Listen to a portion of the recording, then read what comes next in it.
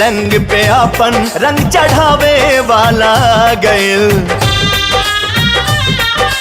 मेहंदी के रंग पे आपन रंग चढ़ावे वाला गइल। खन खन चूड़ी कंगना खनकावे वाला आ गइल। मेहंदी के रंग पे आपन रंग चढ़ावे वाला गइल। खन खन चूड़ी कंगना खनकावे वाला आ गइल।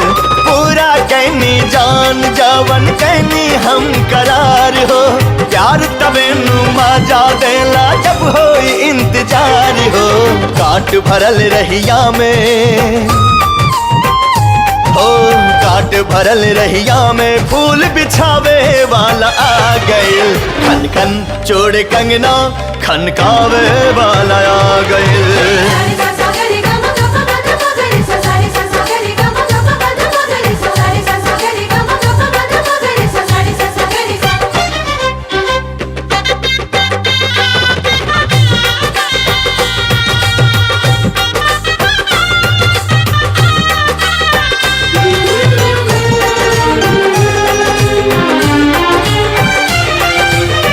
एक ही परान बाटे तू गो शरीर के, कहता देखा दी जान अब सीना चीर के। ओ एक ही परान बाटे तू गो शरीर के, कहता देखा दी जान अब सीना चीर के।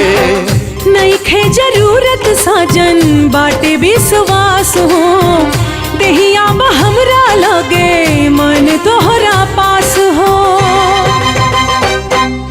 मनवा के तोहरो सजनी आस पुरावे वाला आ गइल। मनवा के तोहरो सजनी आस पुरावे वाला आ गइल। खन खन खन चूड़ी कंगना खनकावे वाला आ गइल।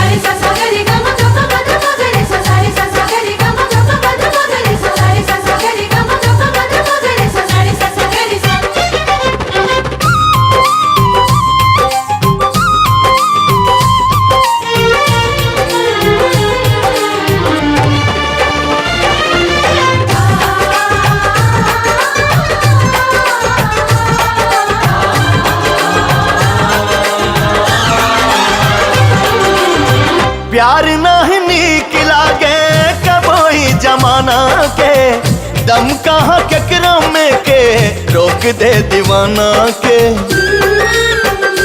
ओ प्यार नहीं नीक लागे कबोई जमाना के, दम कहाँ केकरा में के रोक दे दीवाना के। किस्मत हमार बाटे भइल तोह से प्यार हो, तोहरा लगैले बानी बड़ा इंतजार हो। इंतजार के दर्द पे मरहम अब लगावे वाला गइल। इंतजार के दर्द पे मरहम अब लगावे वाला आ गइल। खन खन चूड़ी कंगना खनकावे वाला आ गइल।